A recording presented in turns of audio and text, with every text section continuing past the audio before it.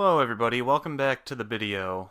It's May 4th, 2019, and today we're going to talk about some games, and we're going to talk about some Super Nintendos on the Bideo. Um, let's see. Steve, what have you been up to? Games or not, don't matter. I've been working. I've actually kind of had to work more often than I typically do lately because there's a combination of a couple different bigger projects at work. But other than that, what's new and exciting? Here's something new and exciting. Leah just got a job at the U of M. She was just offered a job at the end of last week. And it is a job on my team. So she and I will be on the same team at the U of M. Interesting.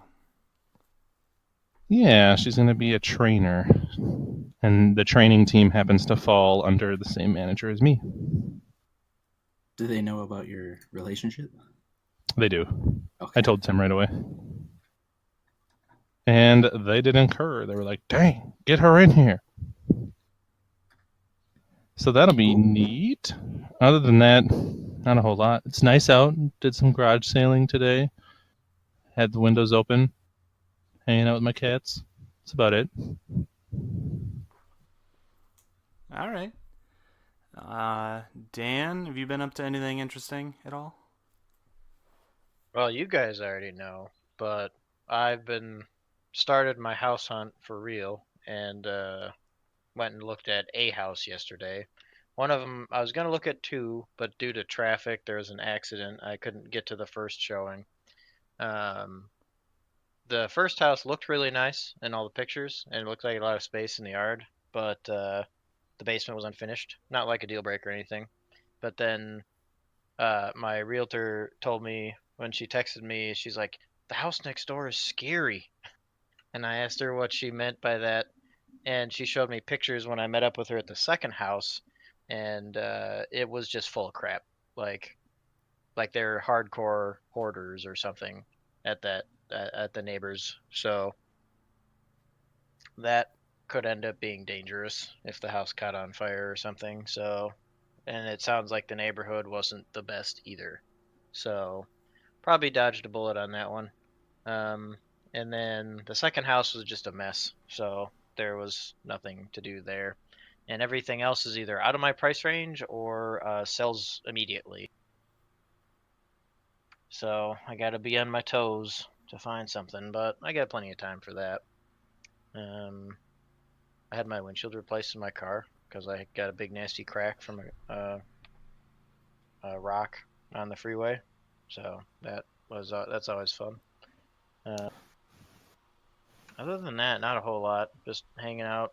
Work hasn't been super busy, but um, we've been dealing with backlash from some outages that happened like a week or two ago, and other unhappy clients when we tell them they have to buy things because the things that they have or don't have are super old.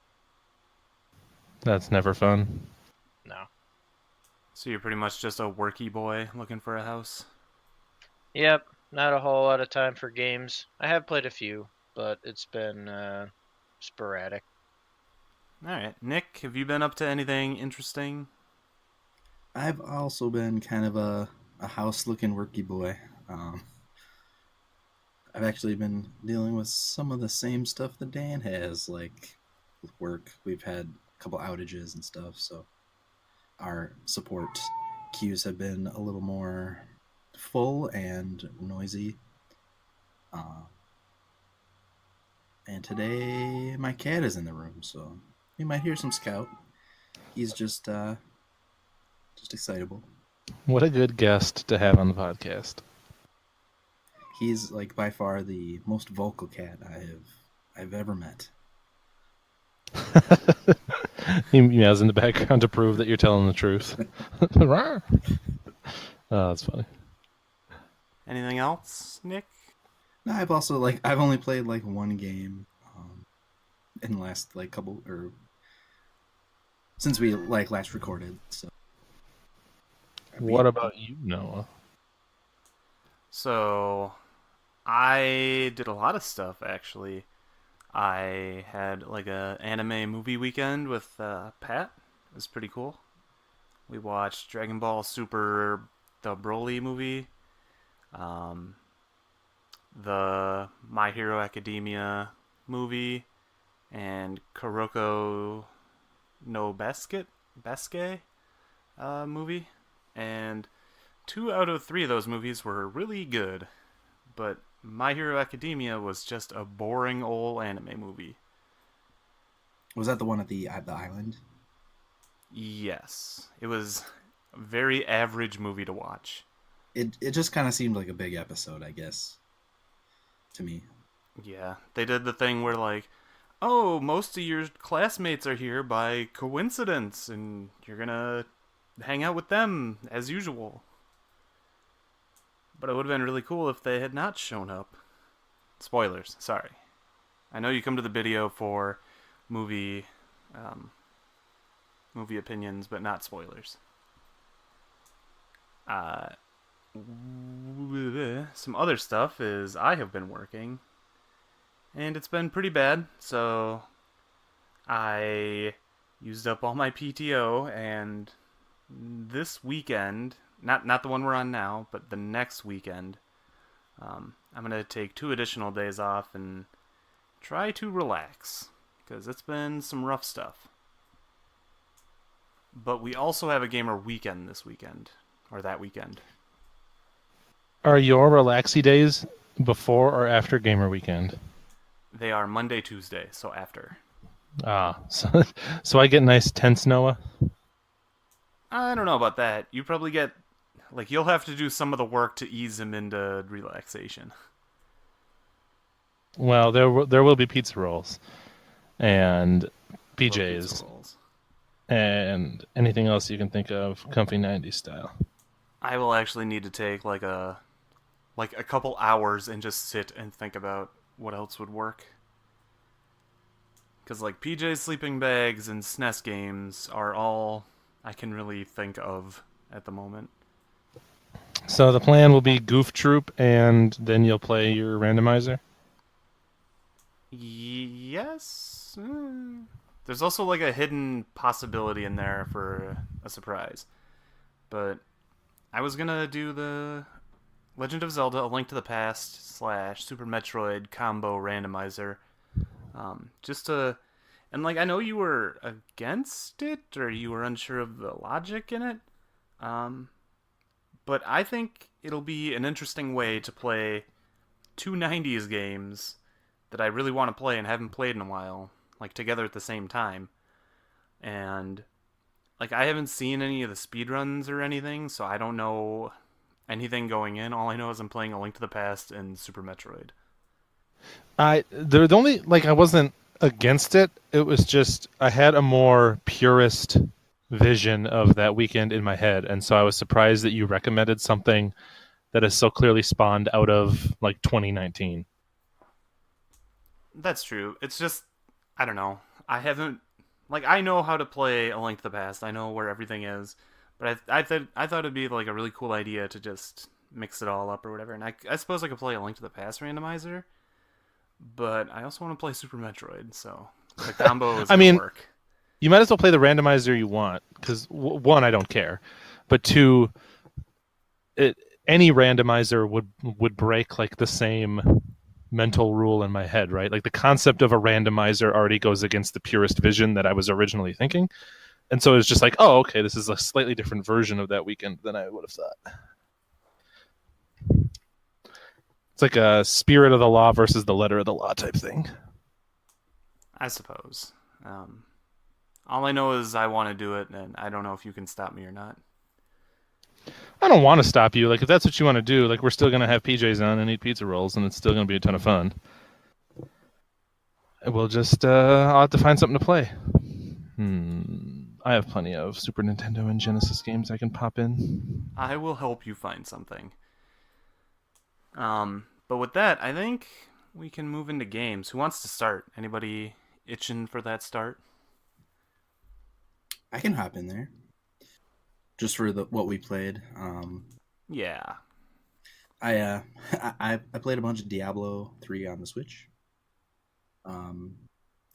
and I like went through and beat all 5 acts, And I hadn't done the last one before. Like I never bought Reaper of Souls for the PC, so it was the first time playing through, and I was doing on a Necromancer as well, because that was also like new content for me. So did you buy like all of it at once, like the Super Ultimate Edition?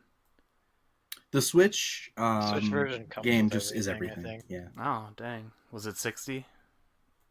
No, I paid 40, so it wasn't too bad. Actually I might have paid 30. I think I found like a sale, and I bought it on Target online or something because they were having a deal. Yeah, that was really fun. The one thing I regret is playing through on the original difficulty, or on like the normal difficulty, because I thought to myself like, oh, I'm coming in level 1, like I probably shouldn't play on hard. Like I'll probably get to a boss and they'll just destroy me. No. Thinking like of how the original Diablo games worked, but I just like coasted through the game because there's a few different skills that like the Necromancer gets, where there's like a variant of Corpse Explosion called Corpse Lance, where instead of doing like AoE damage, you like rip the bones out of a corpse and it flies at your target. But like the like damage modifier you have is like, it's like this move does 4,000% weapon damage or something crazy. And it's like it one shots most other normal enemies. Yeah, And the Diablo 3 numbers got really absurd the last couple seasons, and I don't remember which one or I don't know what they patched it to on the Switch, but they went through the. yeah, it was crazy. And like I don't know if you remember the Bone Spirit skill, which was in the Diablo 2. You No, just I didn't play you just Diablo shoot out 2 like a enough to little remember. bone guy. I remember Bone Spear. That's in there too. Yeah. Um oh, the like the move class that has Bone Spear in it. Um you choose between Bone Spear, Skeletal Mage, and like Death Nova or something. Like you can choose one of those skills for that slot. But I got a few items and like a few bonuses that made it so the skeletal mages that I summoned, and they only last for like 6 seconds or something. But there's a skill you can get where it drains all of your mana and makes like a really beefy skeleton mage. That's the best one. And then I had a ring where I just got a free duplicate. And then another like couple things that like added extra seconds onto how long they lasted. So I just had these like really crazy strong like pets I could summon. And then you have another. That was the best build, I think, for Necromancer when I was playing it when they first launched it. Was the Mega Mage one. Yeah, it's so good. And then there's another like where you can summon. It's like Army of the Dead or something, but it's basically an AOE, like a one-time damage AOE. But that one, the base damage modifier is like 12,000% weapon damage or something crazy. So it's like I killed Diablo in like 2 seconds. So like wasn't all bosses were just a joke. So it was basically like you just running through the game, blah, blah, blah, killing things as you go. No, that's half the fun. Yeah, like it was still fun just because you're just like just destroying and steamrolling everything, and you can just kind of keep walking. You can if you get the other set bonus for the Necromancer, you can literally just walk through the game. The bone armor one, because it puts a giant bone tornado around you, and you just walk into enemies and they die. That sounds nuts. It works great until you get to high level stuff, and then it doesn't work so good. Oh, that makes sense. The one thing I haven't tried yet is like the adventure mode, and so I'm gonna try out that. And then I'll kind of probably be done with Diablo and go back to Zelda. That's the true end game, is adventure mode, and the rifts that you can you spawn a rift and you go through the Nephilim rift, yeah, and you just keep doing those over and over again until you get that 1% upgrade. I haven't played that in a couple seasons. Yeah, it was fun. Or Diablo was fun. It's like I haven't played in a long time, so it was like a good way to come back to it. You play anything else? That is it. Oh, one game. All right, who wants second? I can talk about my one game. I nominate Go Dan. ahead. Mine was oh, excuse me. Mine was Trails of Cold. I was steamrolling my way through that over the last actually couple of weeks, I guess, because the PS4 upgrade came out and I wanted to replay it, and I believe it was the Steam version that added it, but they included the turbo mode option so that running around is much faster and battle animations, go 3 times as fast or 4 times as fast, however quick it was.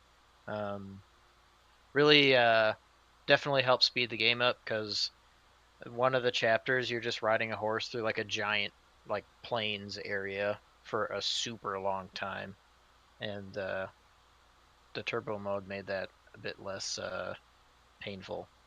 But I finished it after having transferred my Vita save over. I ran through New Game Plus all the way to the end, and then I started again because to get the final trophies I need, I have to finish fighting 1,000 battles and beat the game on Nightmare mode, which at this point shouldn't be too hard because it's scaled for New Game Plus 1, but I'm on New Game Plus 2, so it shouldn't be a challenge whatsoever. And this time I can skip all the dialogue, so it'll only take me like a couple hours to actually get through the game. I think that's it for the most part. The Fate Go mobile game had the Fate CCC crossover event start last week, I think, and I just finished that. It was pretty good. I don't know anything about those games because we never got them, but they seemed like they had some interesting characters in them, so it'd be fun to play those one day, but I don't think they even have translation patches. I feel like I need to play one Fate game at some point. Most of them are like visual novels. I haven't played any of those, but the PSP one, if you like rock paper scissors, the PSP Fate Extra is rock paper scissors with some story with it. And then there's the couple Muso games and then the mobile game. Maybe I don't need to play a Fate game. All right, Steve, you are going next. I'm not letting you not. I've played more than one game. I'm the people's champ on this podcast, I think. Probably most relevant to podcasts we've talked about in the past is that I finally finished Crosscode. Nice. It was real good all the way up to the end. Nick got some spoilers and saw the last boss. It was actually kind of frustrating because the last boss, I was playing the game mostly on my Steam Link on my big TV next to my computer, and for some reason my Steam Link always freezes my computer once when you start using it for like that day, and usually results in my computer blue screening. And so halfway through the boss fight, it froze. It stopped like casting to the TV, but it kept going on the computer monitor. So I just like paused the game, went and sat in front of my computer and kept playing there. And then on the computer monitor, the screen shrunk down again to like a Post-it note size window on the computer monitor. And so then it was just like too small for me to even see and play. So I had to redo that fight. But it wasn't too bad. And yeah, that game is so freaking good. Crosscode is so good. I will say that the game has like a good and a bad ending, and the criteria to get it is like pretty insignificant. And from what I read online, the ending is only changed by like a couple lines of dialogue. And so I didn't go back and fulfill the criteria for the good ending. I think it's really easy to do, and I think like most people probably do it their first time. It's just like one quest and a couple of conversations with NPCs, but I decided I was fine not having done it, and it doesn't really affect anything. So yeah, Crosscode is done. I never thought that I would beat Crosscode before Noah, but Once you picked it, like I was pretty much locked in. well, I mean, once I started it for the list, I knew that I would beat it before you. But back when you were talking about it, I would never have expected to have uh, beaten it before you. That did catch me off guard.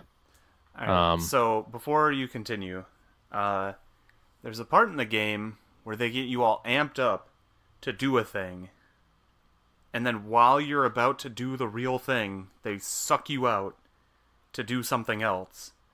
Do you ever get to do the first thing or a type of the first thing again, if you know what I mean? no, and actually, so one when they suck you out of the thing, I actually thought that scene was pretty cool. Like that was not that bad, I but you agree. I didn't just was really hyped to do the first thing. the thing.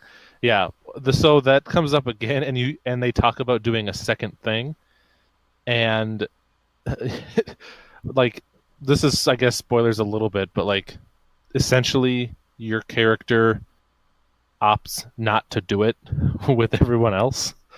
So you have two chances that you don't take either of them with, which was kind of a bummer. Dude, that was actually my least favorite part about that game. It's because I was amped to do that thing.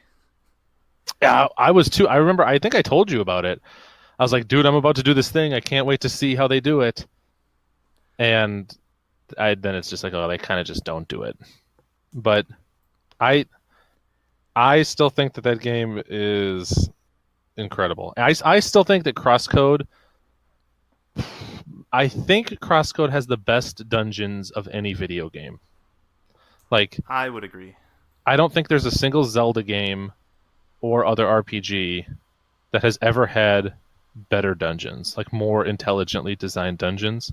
Every room in dungeons, like throughout the whole game, either was easy to solve but was really cool, or took me time to think about, and I always felt smart when I did it. And Yeah. so, You never did it, and then we're like, oh, finally. You were just like, oh my god, I'm a genius. yep. And they really never, like, outside of the basics of like bouncing things at angles, they never reuse a concept too many times without either using it in a new way or layering another concept on top of it. So you're like constantly in a learn loop the entire game, which is everyone just go play Crosscode. I really hope that one of these limited companies, like Limited Run Games or Super Rare or something, picks that game up now that it's on Switch, because I would super love to own a physical copy of that game. And I actually had to decide then what my next game for the list was going to be. Wait. Time out. I want to go back to the first thing.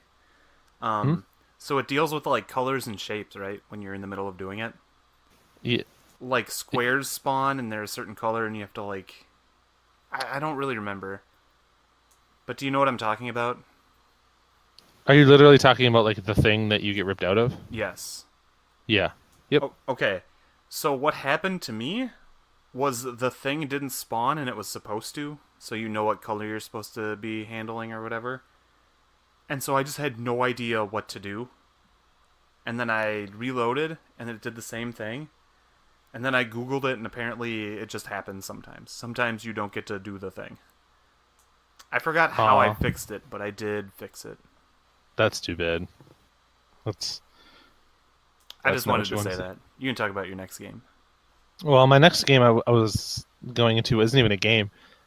It's on our list. The next three games that you can choose from are either Super Mario World 96 Exit, so doing all 96 exits, or the Resident Evil remake for GameCube, or any Pokemon game that you want, mainline Pokemon game where you use exclusively a water-based team. And I was really torn about what one to choose, and I thought I would do the Pokemon game, but I didn't know if I had the energy for another like really long RPG right after Crosscode. And I think that what I'm going to do is end up doing Super Mario World, and I'm going to do it during 90s Gamer Weekend. See, that's killing two birds with one stone right there. Yeah, that is the perfect opportunity, I think. So I'm like for this week, I'm outside of the list because I will be saving that one for 90s Gamer Weekend. But I played a handful of other games. I've also gotten back into playing Cosmic Star Heroine. That game continues to be very good. They have a lot of party members in that game. They just like keep throwing people at you. And a character that I got recently is definitely my favorite character so far, and one of my favorite characters in RPGs. Was it the He guy is that's missing the nose? what? What's he look like? He looks like a bug. Oh, okay. He is a bug who's like half cyborg, and he's a bard. Yeah, I remember that guy. I was thinking of the detective guy. I just got him. Actually, I'm in that area right now of the game. The guy that okay. looks like a freaking toothpaste squeezed out of the tube. Yeah. He's a weird looking dude. Yeah. And so, actually, Dan, if you played all the way through that game, Yeah, I beat it.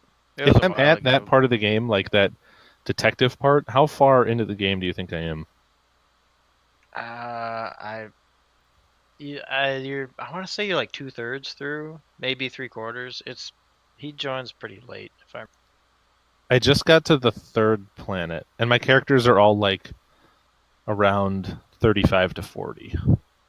Yeah, you've got a little ways left to go. It's probably closer to 2/3 then. Okay. It's been a while since I played it, so I don't quite remember exactly how far that was, but yeah, you've got a little ways to go still. Okay. That's okay because it's a fun game. It is a fun game. So yeah, I've been playing through that. And then a couple new games. One is Katana Zero. So Put that on my wish list, but I haven't bought it yet. it's cool. It's kind of trippy. It's so it's by Devolver Digital, and a lot of people compare the style of it to Hotline Miami because it's that same sort of like neon, Yeah. like electronic soundtrack, like high intensity game. The gameplay is like a series of rooms that you have to basically stealth kill your way. Well, not stealth kill, but you have to kill all the enemies in that room before you can proceed. And you die in one shot from like any gun, or you die in one punch or anything. So you basically have to perfectly execute everyone in a room to move on to the next room.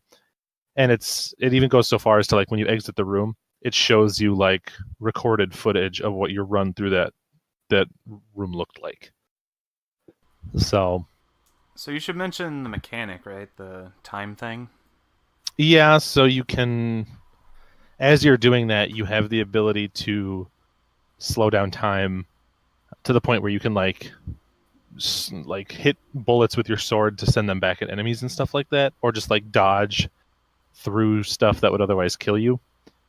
And actually, your manipulation of time ends up being a pretty critical element of the story. But I'm not all the way through it, so I don't know necessarily where it goes. No, did you buy it? Have you been playing through it? No, but the reason I brought up the time thing is because like you use the time to slow down and get through the rooms, but the recording of your gameplay pretends like you never slowed down time, so it just looks way cooler than you were. Yeah, you end up looking really cool because you look like you sword your way through a bunch of guys. Honestly, I don't use the time that often. Like, I don't slow down time too much, but I do from time to time. And yeah, the story is really trippy. It like hops around a lot and is really confusing to follow because you're essentially like the equivalent of a drug addict who's like detoxing, and so there are like big periods where you don't understand what you were doing or what happened. It seems like you can make some decisions that affect the outcome of the story too. Like any conversation that you're in, you have a period of time when someone starts talking to you where you can basically like interrupt them and stop them from talking, and whether or not you do that will change I think some of either the story paths or change some of the outcomes in the individual levels. So I don't know how far I am. There's a countdown of like a number of days when you start the game. and I'm like a little over halfway through that countdown, but I don't know if the game continues on past that countdown. So it is pretty fun.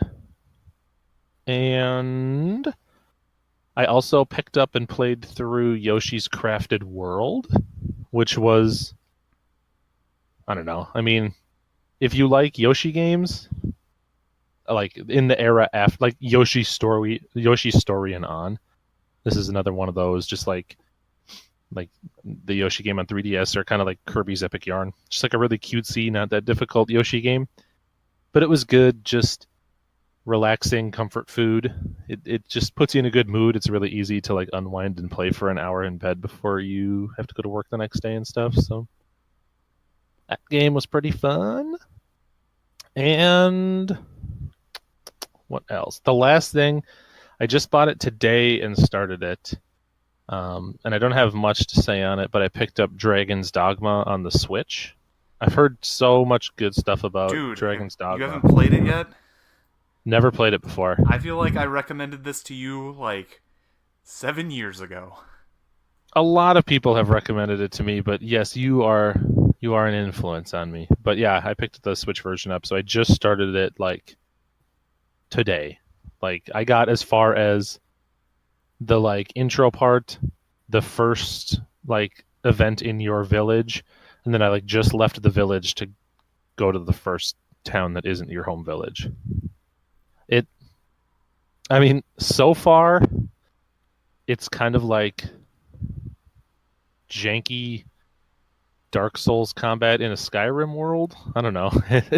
So far it is pretty fun, but I know that a lot of people really like it, so I want to get a couple more hours in. I assume that like you hit a point where there's some meat to chew on.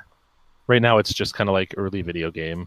So, it's been so long, so I don't really remember it. But I remember, like, my favorite thing was setting up, like, combos with people. So, like, if you go to, like, you can lower your shield or whatever and put it, like, maybe above your head and kneel down, and somebody will jump off of it to use it as, like, a springboard to do an attack. Oh, nice. I didn't choose the character class that has a shield, but I assume every character class has like the equivalent of that. I chose the guy that is like a dual wielder, daggers, and then a bow for long range. Rather than just like the traditional knight or the traditional mage. But yeah, I don't know. I've been kind of in the mood for like a big sort of open world RPG like that for a little while. And I kind of wanted to actually play through The Witcher, but then when Dragon's Dogma came out on Switch, everyone started talking about it again, and apparently it's a pretty good port. So I was like, you know what? I should just finally like get around to playing this game. So I went and bought it. And it helps that it's only $30, so it wasn't too expensive. So I will keep plugging on that and probably have more to say by the next time we record. I think that's really everything I played. I've been playing a lot of In the Groove the last few days. I've been like really like trying to improve a lot of my scores. I sort of got a couple of pretty good scores recently that inspired me to want to like put in some time to practice and improve. So I've been playing In the Groove a lot too.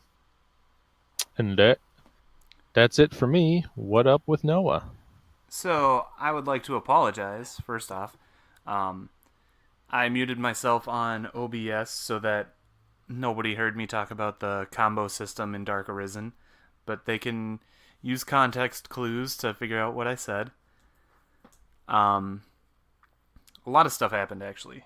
Before we get into the actual games, I bought a gaming chair, I guess. I wasn't looking for an actual gaming chair. Is it one of those like rockers? It's like a sorry, Dan. $80 computer chair. Hmm. But I've been having a lot of back pain and neck pain, and I think it's because my only piece of furniture is my bed, and that's all I really use. So I decided to get a chair. Also, my account for Twitch got hacked, and apparently a lot of people got hacked in April. And I know I texted you, Steve, that Yeah, it's been like 4 or 5 days or something. They haven't gotten back to me. It has now been almost 2 weeks, and from what I read on Reddit and from like question and answer sites, it's gonna be another 2 weeks before they even get around to me, and chances are they're gonna do like an auto response for me, and then I'll have to like say, hey, I can't just do this. I actually need a human being to do something for me, and then I'll have to wait another couple weeks. Apparently, Twitch support is not good. And they're probably also swamped if a ton of people got Yeah, back. and these things I've been reading, the testimonials or whatever, are from not this. So I don't know how long it's even going to take me to get my account back. Is Twitch support its own? Does Twitch have its own support, or does it run its support through Amazon now that Amazon owns them? I think it goes through Twitch. I think it is its own thing.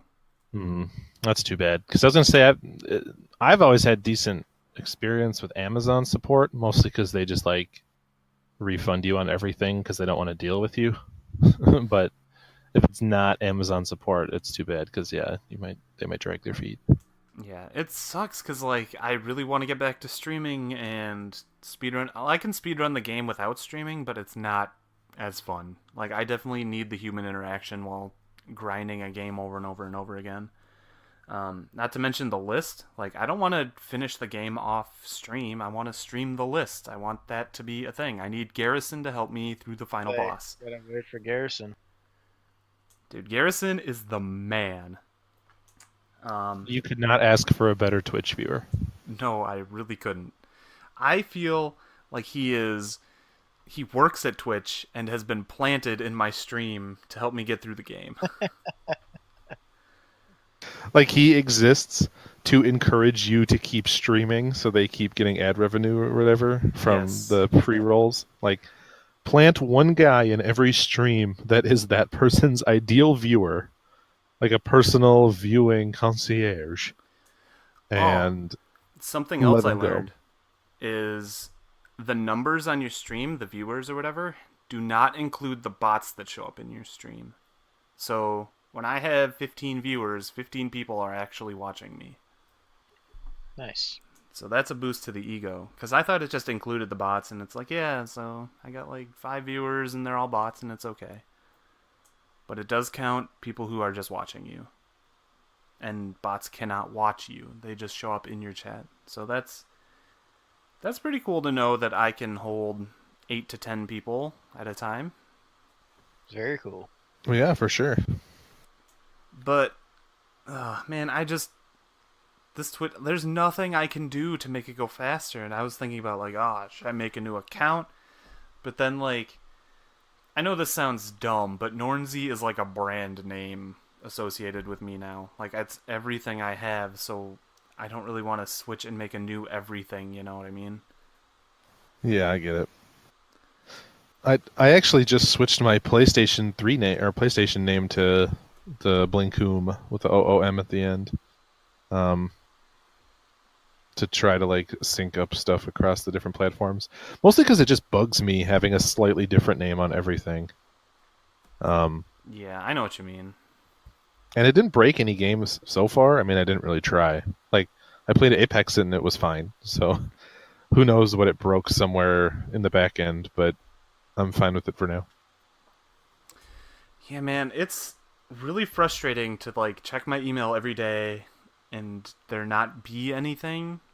It feels like with almost anything else, your support needs are met within a day or two, depending on like weekdays or weekends or whatever. So it's really weird and frustrating to be going like 2 weeks without hearing anything, without even being like recognized. Yeah, that's my Twitch rant for the day. But I've been playing some games.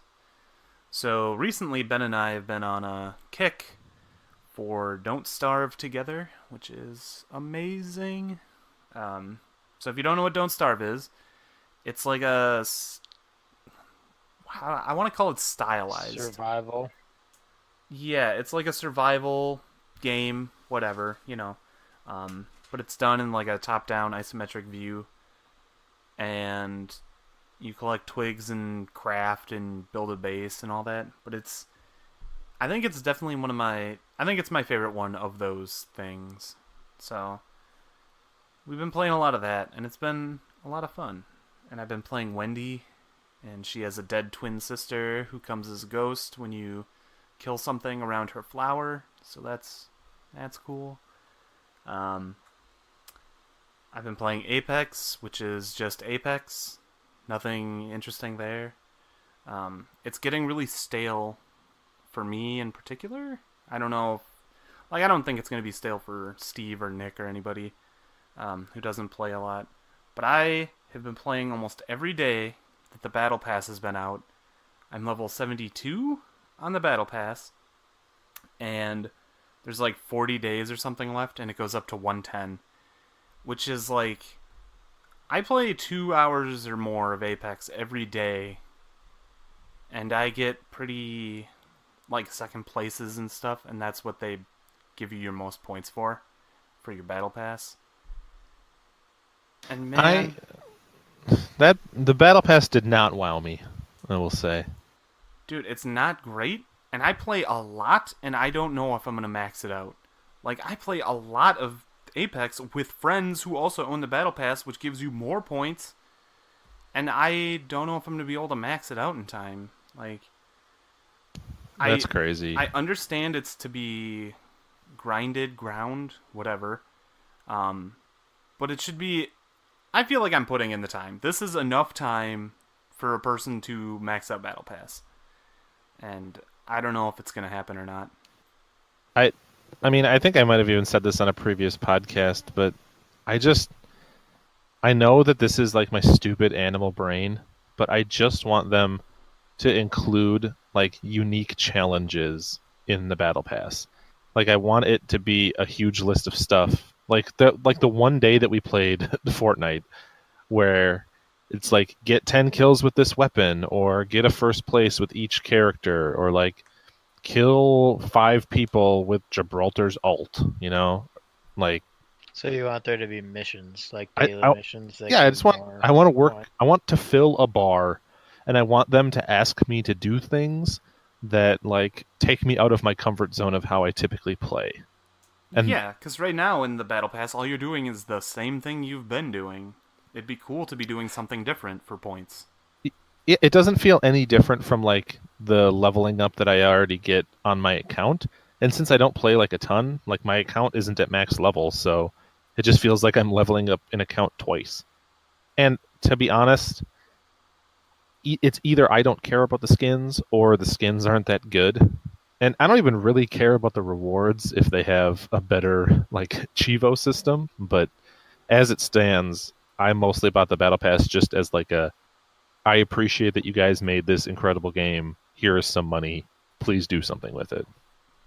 Yeah, that's what I went in thinking. Like, oh, I'm gonna give them the money that they deserve, and then like everything in the Battle Pass is just not great. Like they have a bunch of lines that all are included, or that all pretty much include the words "open season," and like whatever. I guess it's a thing I can get for playing the game. But it's like you said, man. If they give me anything like get 100 kills with sniper rifles or something to make me do something different than I normally would do, I'd have a lot more fun with it. I think. As it is right now, like it's just a grind for the next 40 days or something. It's I want season 2 to show up because apparently they have said that they have learned from season 1's mistakes and will carry things over into season 2. And there was a post on Reddit about like their plan moving forward. Do you have something to say? I mean, it's still like maybe the best game that's come out this year so far. It's just I want more of that because I'm greedy.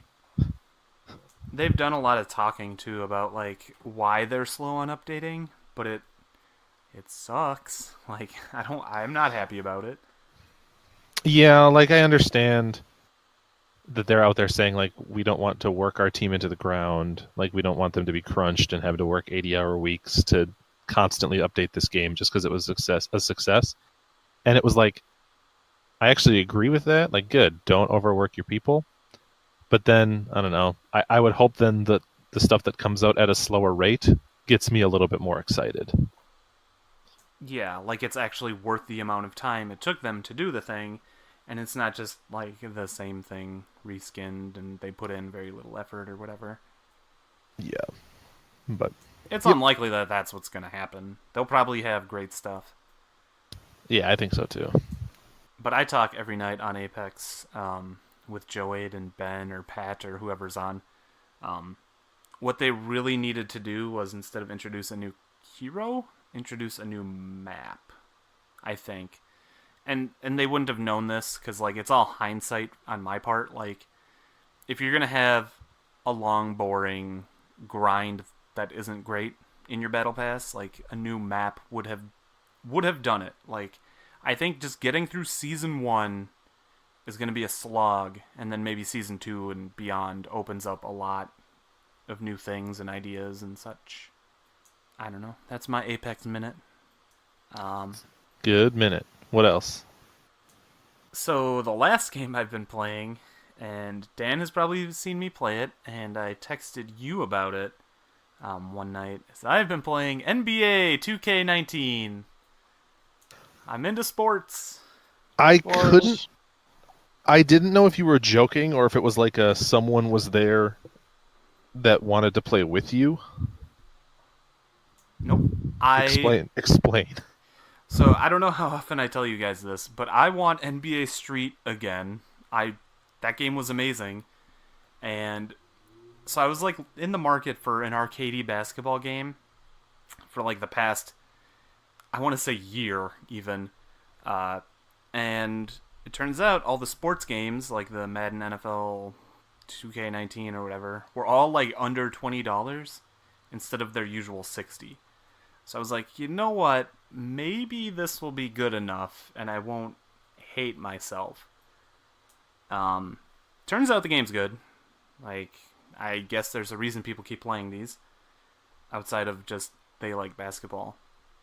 Um, so the story starts very interestingly. So you make your character, and it's a bunch of nerd stuff. Like you measure your wingspan, and while you're doing that, you're doing this as like a photo shoot, and they're like you're showing off your wingspan, and you can make it larger or smaller, and like there's a little graph next to you that makes like your your 3-point shots increase with like smaller wingspan or something, or your dunking ability increases with wingspan, and it's very RPG like and fun for me. Um, so I made a character, whatever, and so a cool thing you can do is apparently if you get the app, you can scan your face and put your face into the game. Oh boy. Yeah, it was such an exciting thing. But I tried for like an hour and a half to 2 hours, and every time I would do it, my character would just come up as like a white guy with blackface, which is funny, but not what I wanted. Pat did the same thing, got blackface. Um, so you do the story, and I'm like, I hope there's good story. I remember hearing an NBA game recently had like a really good story. I don't know if it was NBA Live or 2K18 or whatever, but you start off and you go and you sit down and they're picking people for the NBA, and then you don't get in and you get sent to China. And like the first cutscene is like your coach yelling at you in Chinese, and you being like, what does he mean? I don't know Chinese. And then you look to your like interpreter, and he goes, he wants you to tie your shoe.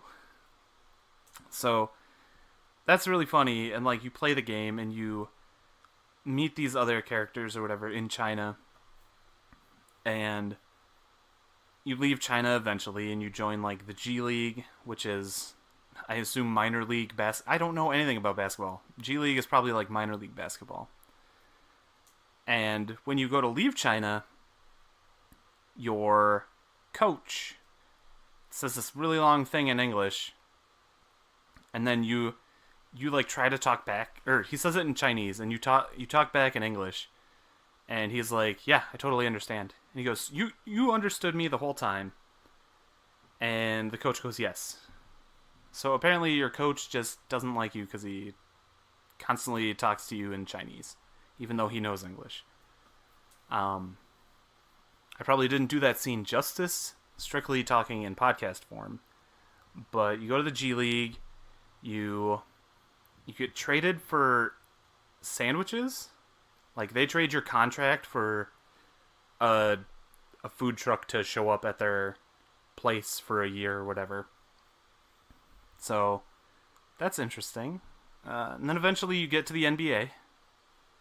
There's a lot of like rivalries and like trash talk and basketball stuff or whatever about following your dreams and climbing over whoever's in your way and stuff like that. But you join the NBA, and I think it stops. Like, I think the story is actually really short, but they never really teach you anything. Like, I don't think there's a tutorial in the story mode, which is what I would want. I would want to be told how to play the game in the story mode, but I think they just do it. Like, I don't know. Like, maybe they just think, hey, 2K19 might not be where people start. Like, people will probably have known things by now. But there's like a tutorial section, and there's just long lists of like a 20 item long list of like how to pass. Like, you can bounce pass, you can like fake pass, you can pass overhead, you can pass like weakly, you can pass like very strong. One of your passes is for the alley-oop. There's like so many, and they give you all these instructions about using the right stick. And I don't know if my character just isn't leveled enough, but I can't do half the stuff that they tell me I can do. And I think it's a weird error of communication to put all that stuff in a tutorial and I can't do it. Like, I made my character for mostly threes and just getting open and shooting and whatever. I did not build him for slam dunks. So maybe that's why I can't do like the double-handed dunk or whatever, or like I don't know basketball. I really don't. But the game is pretty fun so far, and I plan on playing it here and there. It's fun to pick up a game and just play one and then go back to whatever I was doing, because games are pretty short. Something I found to be funny in that game is they sit you out. Like, you go on the bench for a while in some games. If you're not doing good... Okay, so you control just one character, too, I think.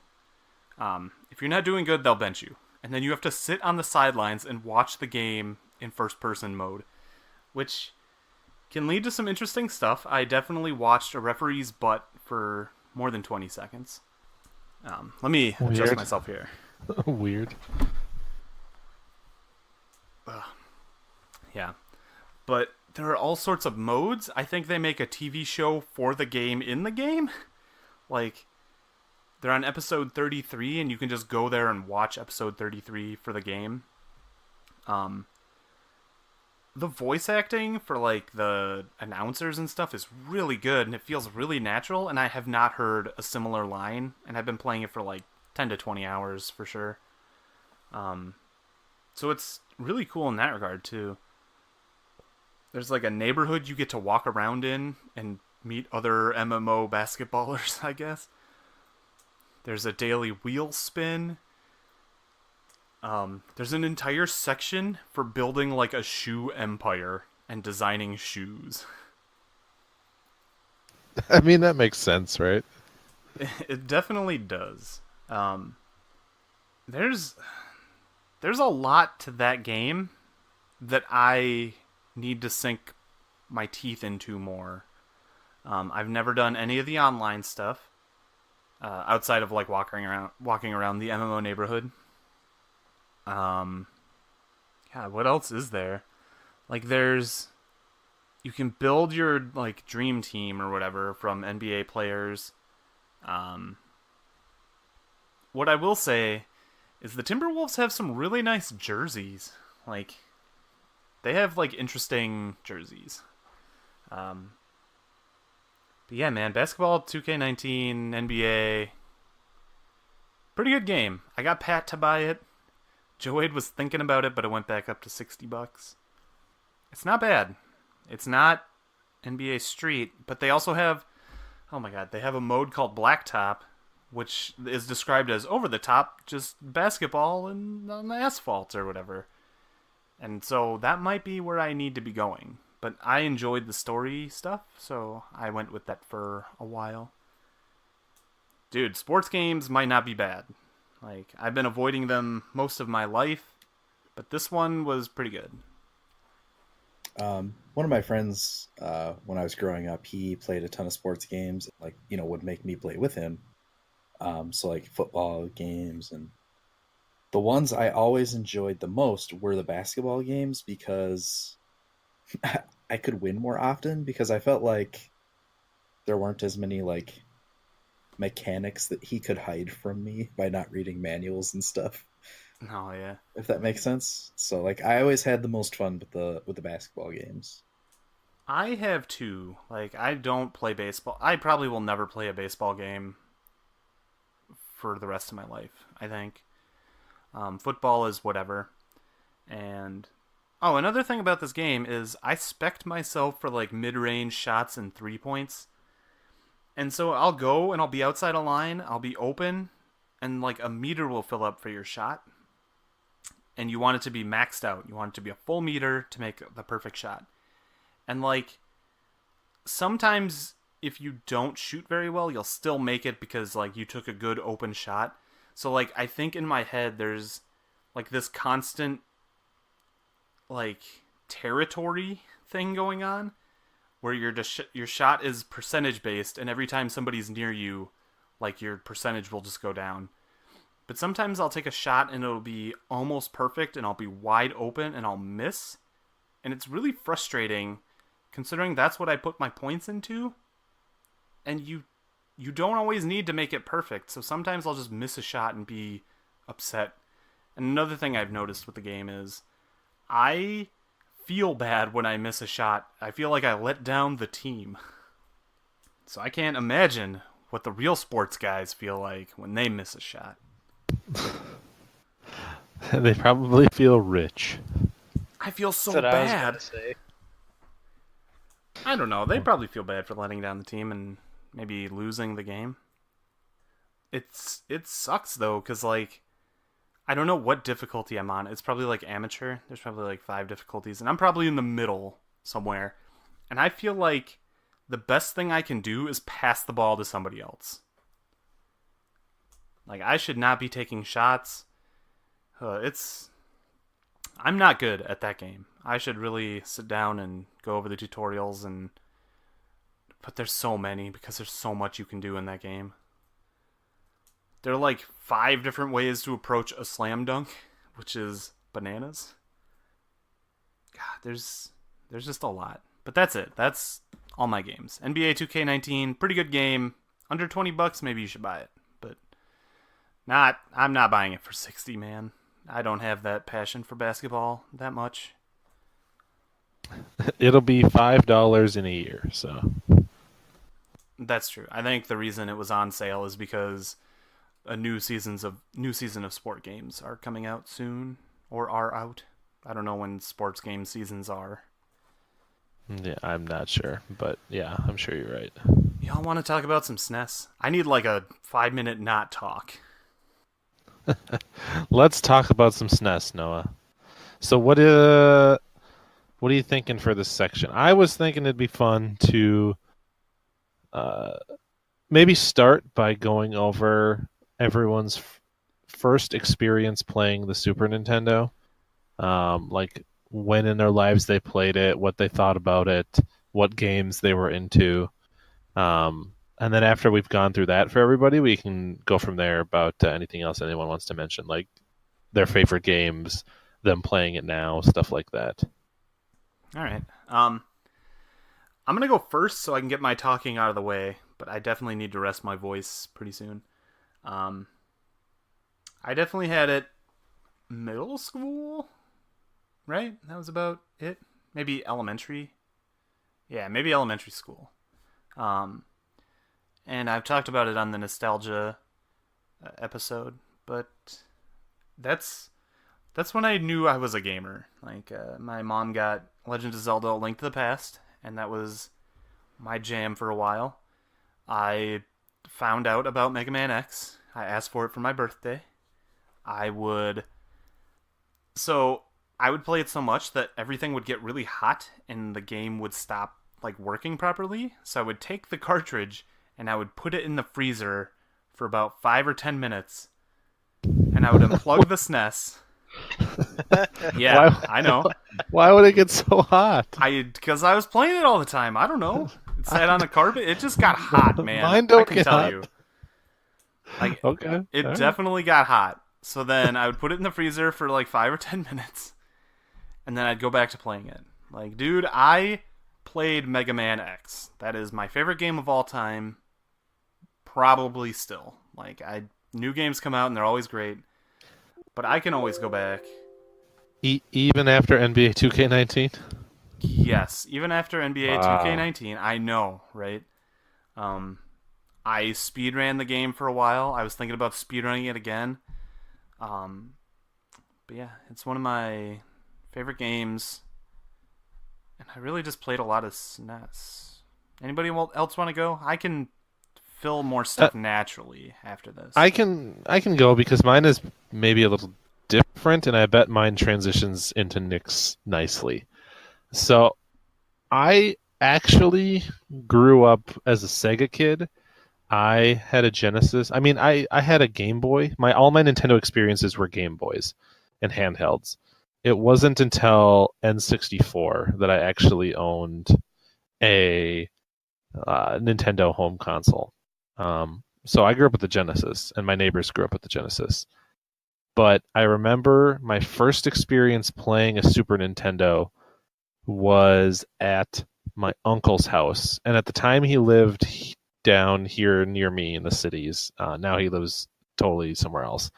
But we went over there for, I think it was like a Thanksgiving or a Christmas, or it would have been a holiday for some reason.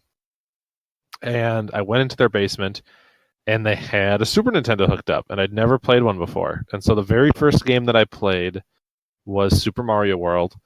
And I remember, like, my very first thoughts playing the Super Nintendo, as abstract as it was like, this feels clean or, like, smooth compared to the Genesis. Like, it felt like the corners were rounded off. And I didn't have like the words for that when I was younger, but I remember that being like, that is like the gut feeling that I carried forward in life.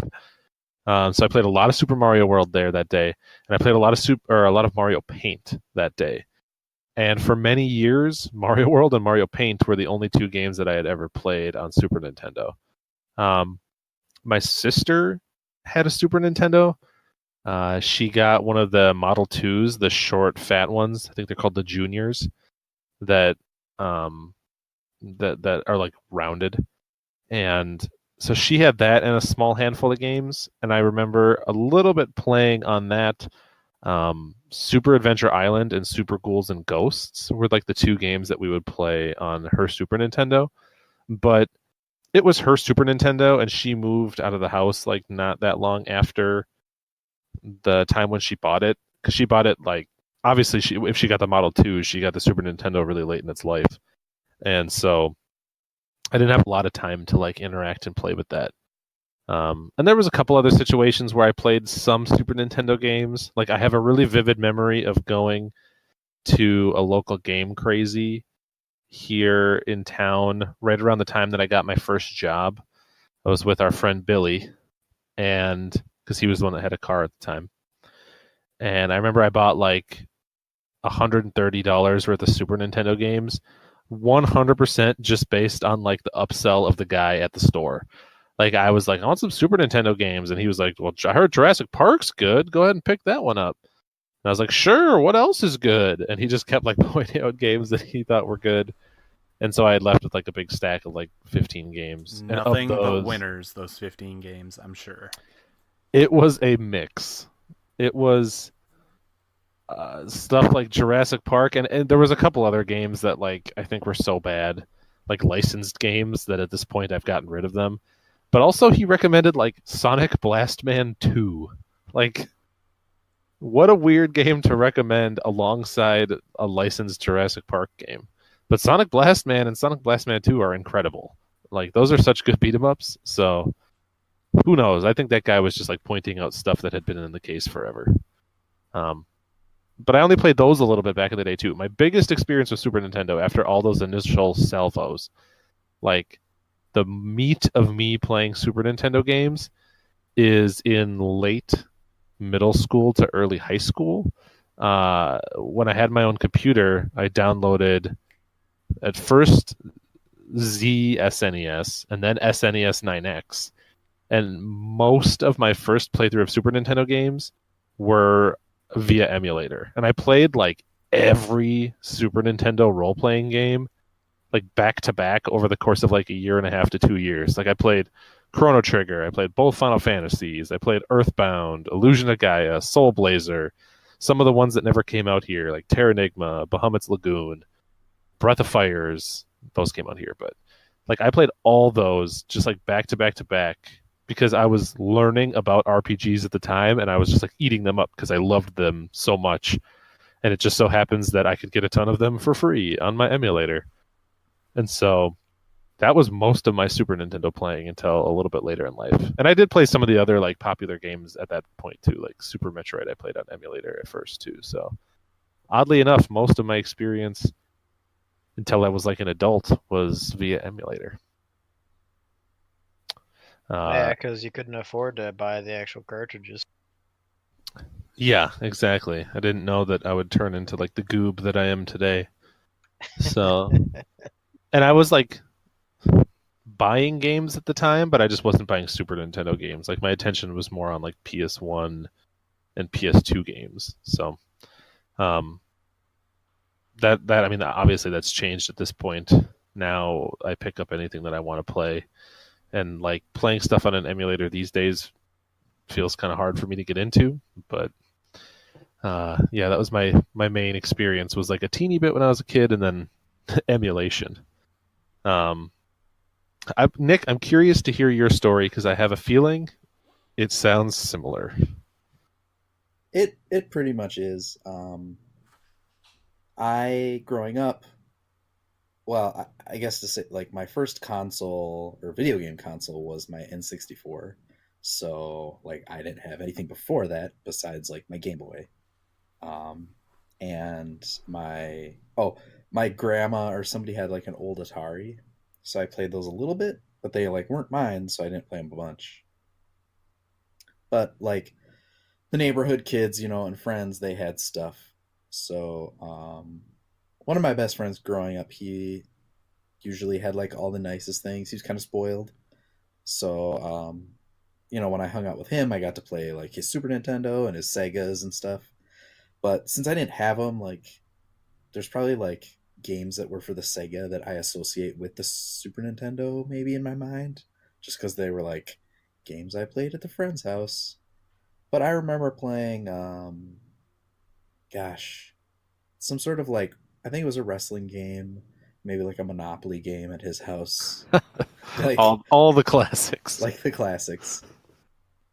But also, another one of my neighbors, they had a Super Nintendo, and my sister babysat them, so I like was there quite a bit.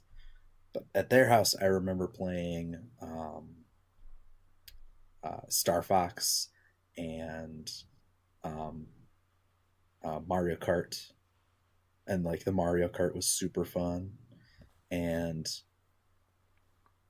they had Super Mario RPG, I'm pretty sure, and then Super Mario World, and so like we played those. And I was probably pretty bad at them, but I didn't have it, so I just kind of played it with friends. And then later on in life, like at the same time, Steve was downloading emulators like I was as well, getting your ZSNES and SNES 9X. So like I kind of had the same story where I was just downloading ROMs and playing those. Um, and I actually have never owned a SNES to this day. So all my experience is either with other people's houses or emulators or ports. So, but you still get exposed, and I've still played like a ton of the classics, and it's hard to like pick a SNES game and say it's your favorite without a thousand other people also feeling the same way. So, like the Chrono Triggers and Super Metroids, Yeah, a lot of people tend to pick SNES games as their favorites. But that's my story. How about you, Dan? Mine is a little different than you because I grew up with a Super Nintendo.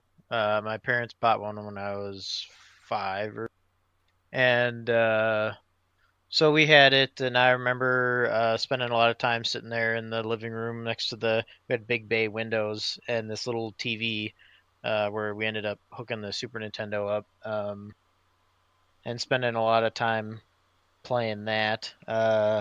My first game was also Super Mario World because it came with the Super Nintendo. But they bought a number of games. We were fairly well off, so they bought quite a few of them, and we played them together, like Legend of Zelda, getting through that, Mega Man X. I don't remember when we bought that or why we bought that, but we had it, and I played that one a lot. And I still remember looking through the game manual and be like, seeing the picture of X in his fully upgraded armor, like that you can find in the game, and thinking like, man, I can never find this stuff other than the boots and the gun. Like I could, because they just basically hand those to you, but I never found everything else. It took me quite a while to finally discover where all of those were. Um, some other unique ones that nobody else seemed to have when I was growing up was UN Squadron was one that I spent a lot of time playing. To this day, I have still not beaten that game. But we didn't have any of the like Final Fantasies or the RPGs or anything. I didn't really get into those until I got a PlayStation. So it was a good distraction for me growing up because I couldn't really do stuff outside that much due to my epilepsy. So they didn't, which is strange. You'd think they wouldn't want you playing video games if you have epilepsy, but they never triggered me. Like it seemed like something else would trigger them out when I was outside. I don't know if it was an allergy or the physical activity or something, but that was my alternative, and so I got really into that. Nice. I just remembered one other game too that I used to play at my uncle's house. Kid Clown in Crazy Chase. Did you guys ever play that? Never heard of it. Oh, it's so good. You play. I can't remember if you are the clown or if the enemy. I think you're the clown. And the idea is that someone lights the fuse to a bomb, and so you have to run down a hill avoiding a bunch of obstacles to try to get to the bottom and disarm the bomb before it blows up. And so it's just like kind of like a runner where you're jumping over stuff. But that one, I can't believe I forgot about that one because I played it all the time. I have Super Mario World stories, if anyone wants to hear them. I do. So, my first introduction to Super Mario World was at do you call them slumber parties? Or like sleepovers? We always called them Dudes. sleepovers. Yeah, sleepovers sounds more dude-like. And I was like, not old. I was definitely a young child, because that was when the Super Nintendo was out. And I went over, and it was somebody's birthday, and we were really close friends. Like, now that I think about it, like I used to play basketball with those kids. So he invited me and another friend over for like his birthday party, and those two played whatever they were playing, and like talked or whatever. And I played Super Mario World with his dad, which was a weird situation to be in, I guess, now that I think about it, now that I'm older. And I also. So I played that with him for a long time while they just did whatever dumb kid stuff they did, because I know I was making the right call there by playing video games with the dad. That same year or the next year, I had a birthday, and I invited that kid over and told him to bring Super Mario World. And so I sat down and played Super Mario World, and he went out and skateboarded with my brother. And I remember my mom being really mad at me, like, you invited your friend over and you're sitting in here playing games and he's out there playing with your brother. You should go, blah, blah, blah. Be a friend, blah, blah, blah. And, like, I just wanted to play Super Mario World, man. Like, that's all I wanted. But I ended up skateboarding instead. That's my Super Mario World stories. You were right. I know, and I was wronged. Ah, I'm glad that you played Super Mario World early on. So, what are your guys' favorite Super Nintendo games? Mega Man X, A Link to the Past. Oof. If you had to pick your top three, what would you fill that third slot with? I'm going to say I'm going to fill my top three with three that aren't those two games.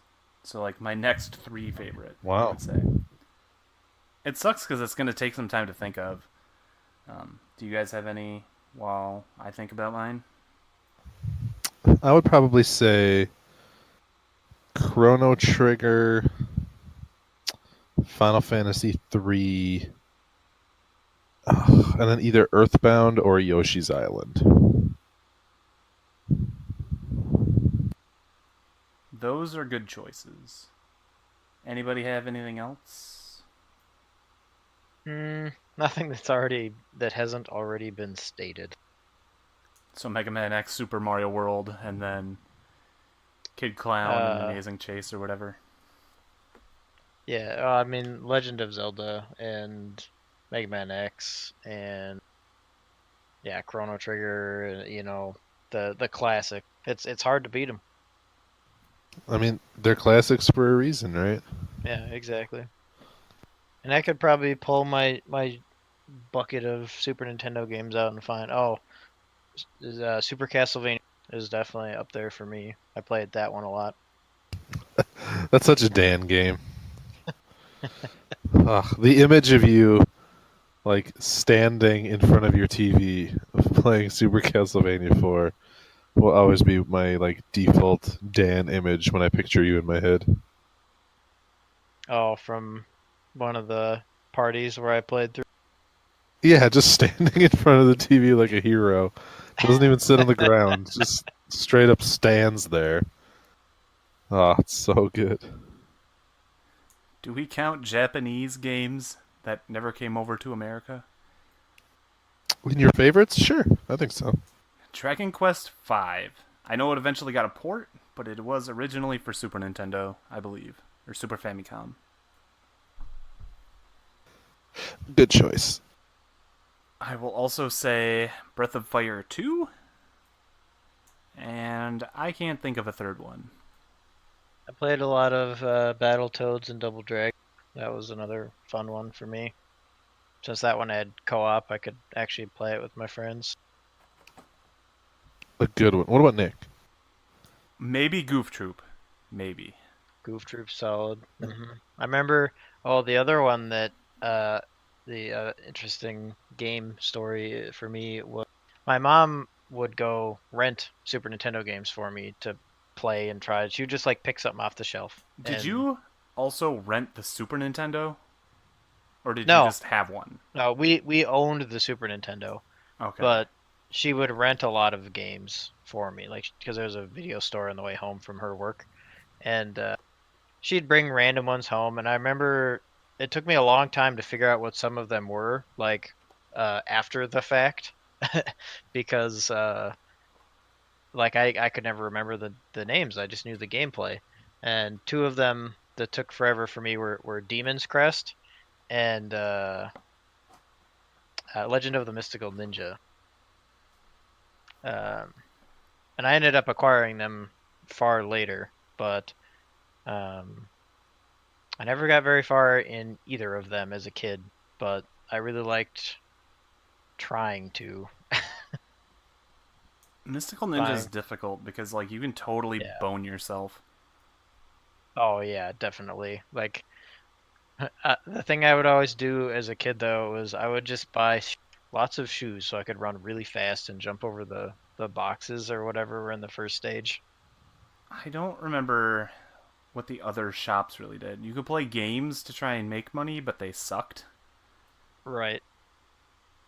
I remember money just being a problem overall. Yeah, that's when I want to go back and like co-op with somebody to try and since I got really close on my own one time. And oh, the way I acquired that game was fun too because I was talking to a friend of mine in high school and I said, "Oh yeah, this is a game I used to play blah blah blah." And he goes, "Oh, I have that game." And he told me what it was. And that's how I figured out the name of it.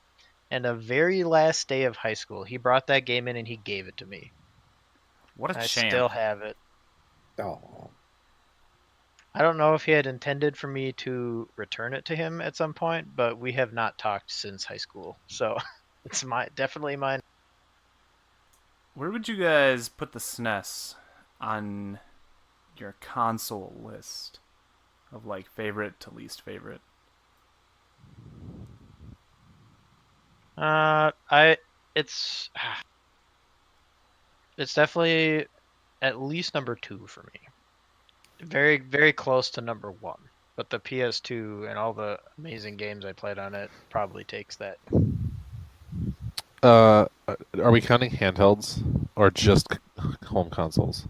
Oh, that's a good point. I would But say there's a lot of anything. good ones on Anything Game Boy. goes. Even the Soldier Boy. Oh man, even the Soldier Boy. I forgot for a second when you said that there's a Soldier Boy console. Yeah. That's so good. They had to take it down. Well, of course. I mean, it was just like a Chinese knockoff emulation system. I'd probably put like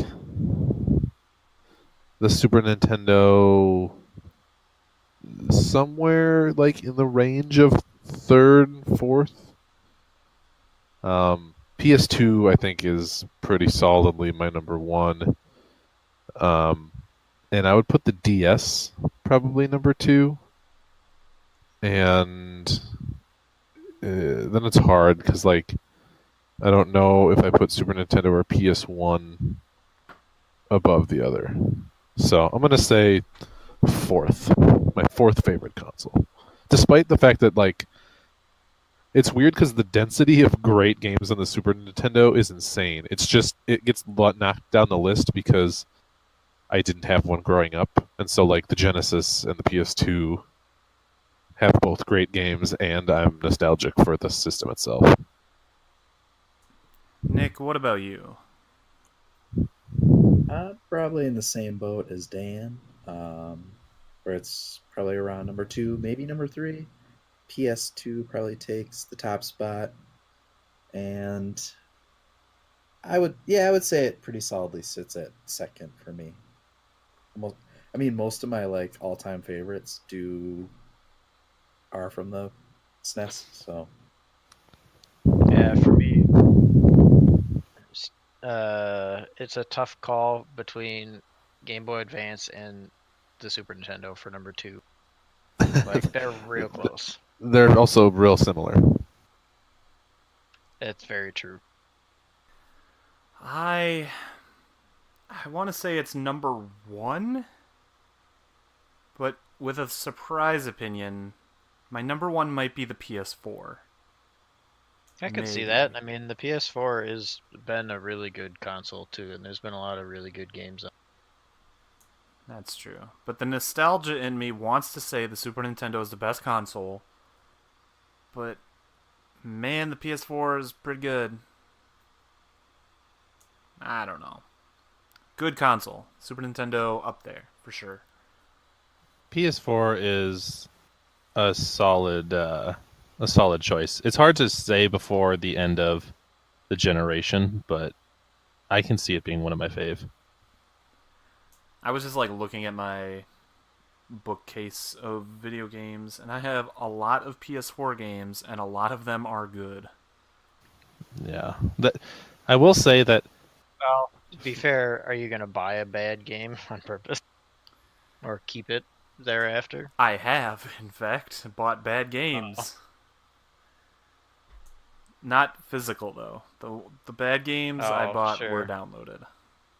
I don't know if you guys agree with this, but something that I think is interesting about the PlayStation 4, the Super Nintendo, I feel like most people, including me, would say that all of the popular franchises that were on the Super Nintendo, their best entry was the Super Nintendo version.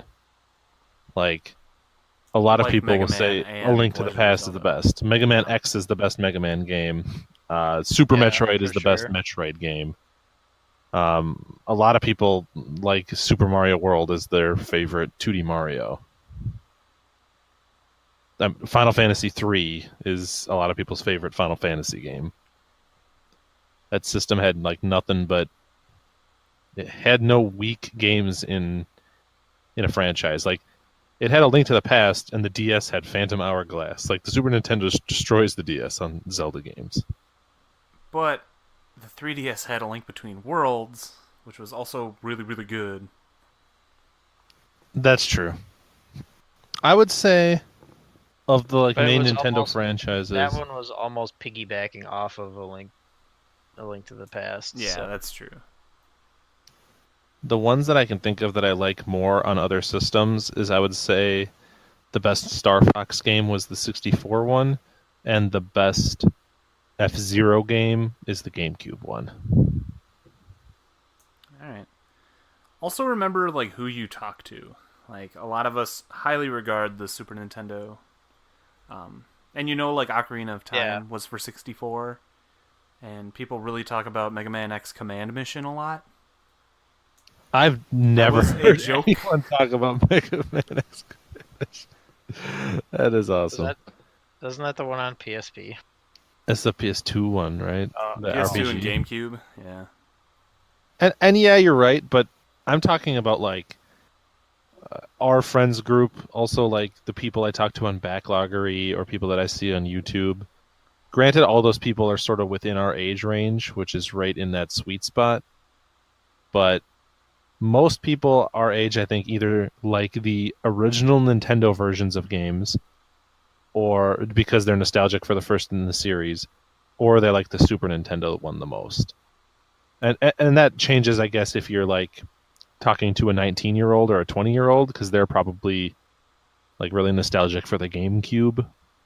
But I usually hear people say the Super Nintendo entries are the best ones. Dude, it was really sad the other day when I went through Amazon and went through like, oh, retro consoles, and the PS2 is in there. It's like, no, the PS2 is still current. Is it though? It's Dude, it's at some point the tricky. PS4 is going to be retro gaming. Yeah, man. It's weird. We're all getting older. I like the SNES. That's my final opinion on the topic. Same. One more question. And this is kind of putting you on the spot, so if you can't think of an answer, that's fine. But if you could pick any game that was on the Super Nintendo to get a sequel on modern systems, what game would you like to see a follow-up to? I think Breath of Fire. Like, I think they stopped on PS1? Or maybe it was PS2. Whichever 4 was, because I think that was the last one. There's a Breath of Fire 5 on PS2. Okay. I would like to see one of the, like a 2 or a 3, but like not redone, but like that style of game put into PS4 stuff, you know. Yeah, I think that makes sense. I would like to see a beautifully blue-haired boy adventure around, similar to like maybe Dragon Quest XI. With no direction, so you can get completely lost. That's what happened when I played a Breath of Fire game. I would love it if they gave you vague hints and clues about things again, too. And also, they would do that and then not tell you ever again. So if you didn't pay attention, you had to start. That also is true. And I'd like to see Nina, too. Bring her back. Anybody else for games like that? Sequels? None that I can think of off the top of my head. I Oh, would wait, I know. say. Oh, you Pac-Man, go ahead. Pac-Man 2 definitely needs a sequel. I was looking at that while you were saying that. It's literally right behind me, and I was just looking over games. I'm glad that I could introduce such an amazing game to you guys. I need to It's so play good. it more. I've only played like the first area, really. You brought that and Chaos in the Windy City into my life. Yeah. I guess. I think a new Super Mario World as Super Mario World and not like one of these new Super Mario Land things. Another 2D side-scrolling Mario game with like very tight controls where that it doesn't feel floaty. Bring back the cape and the fire flower and stuff. Yeah, That would be good. that'd be good. Yeah. No more cat suits or everybody floats like Luigi and stuff like that. Yeah, the floating is really what bugs me about the newer Mario games. They could also do a new Yoshi's Island type deal. Like a good one that isn't just really easy and, again, floaty. Yeah, they've done like that exact style of game, but they've all been like erring on the side of simplicity. So it would be cool to see like a legitimately difficult one. I think my answer, as much of a cop out as it might be, is I would just like to see a new Earthbound game, like a modern Earthbound remake. That's the kind of one I was thinking as well. Is Mother 3 or whatever was the last. Mother 4? I feel like at this Was there point, a you will Mother take whatever sequel they will give you, whether it is graphically enhanced or not. Like, I would be happy to play any Earthbound or Mother game.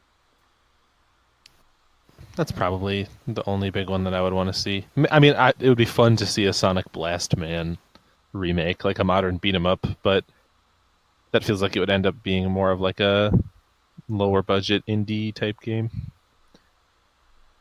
Surprised nobody's saying Chrono Trigger. I mean, we had Chrono Cross, right? That's true. And Chrono Cross was freaking good. I it could was. go for another, like, really good Chrono game in this era. Maybe PS5. Sounds good to me. Any other thoughts on the wonderful system that is the Super Nintendo, boys? Nah, I like it. It's real good. If you've never played one, well, I can't imagine a world where you somehow found and listened to this podcast but have never played a Super Nintendo. But Yeah, that's a good point. that's your homework if you haven't. We It's are real like the Super Nintendo era podcast. Very much so, yeah. I imagine our age demographic skews to the point where they probably have played a Super Nintendo. Are you about 30? Do you like pixel graphics? Then we have a system for you. Oh, a thing I was gonna say is I know games try to like replicate the 16-bit graphical situation, but nobody has ever done it as well as Super Nintendo. I think it's their style of like pixel art or whatever is like its own thing, like its own world of art. Because I've seen a lot of pixel artists and pixel art like these days, and nothing gives me like that sense of nostalgia like a Super Nintendo game, or like a sense of like that. I don't know how to phrase it. I'm bad at words. I know what you mean, and I think that honestly sometimes that extends past just the pixel art. Like, I agree that modern pixel art is one, it's either like too high res, or it just like I don't know, doesn't meet the exact constraints of like a Super Nintendo game. Like even stuff that like is really trying doesn't quite hit that exact look. Yeah. But there's also games like I've never seen another game that looked like Super Mario RPG like at all. Like it's just Yeah. like a standalone Has there game. been that half clay kind of animation kind of stuff? Yeah, so exactly. Super Nintendo was doing weird stuff a long time ago. Yeah, and you have like the contrast between that and like Earthbound, where it's really flat, very pixely. Right. Yeah, crazy trippy backgrounds and stuff. Yep. Thank you for listening to the SNES-isode. Snepisode. SNES episode. I think we can go with that. Any closing thoughts, gentlemen? Not just even on the SNES, but anything? No? Thank you for listening to the Bideo. Do we want a topic for next time around? Yeah, what are you feeling? I think we did... maybe not this one. I was going to say we should do another top 10 video games of all time. Personal list. Because it's been a while since we had that other one, right? Yeah, do you want to do it for a specific genre or on a specific system? Ah, man, I don't know. I feel like... You know, doesn't have to be a full console retrospective, but we did get a lot of like low-key love for the PS2 in this episode. Could be fun to pick out your favorite PS2 games. I wonder if I even have a top 10. What about a top 5, let's say? How about top 5 to 7? All right. We're just ballparking the list. Nick, Dan, agreed? Sounds good to me. Draken, the Ancient Skates. No spoilers, please. That's just a preview. Oh, and it's an intelligent one. Next time on the video. Draken. Look forward to the videos. Top 5 to 7, maybe to 10 favorite PS2 games per person. Oh, I have a question. Did anybody email the video podcast at gmail.com where you can email us? We did not get any this week, so as always, No comments. feel free to write in if you have any questions. We'd be happy to answer them on the show. Where should they email? Even though I just said it. The Bideo podcast at gmail.com. The video podcast at gmail.com, correct? Correct. Email any suggestions, comments, complaints, compliments? Say nice things about me. That would be nice. Anything you got, email us. But I think we'll see you next time. Bye. Goodbye. Farewell.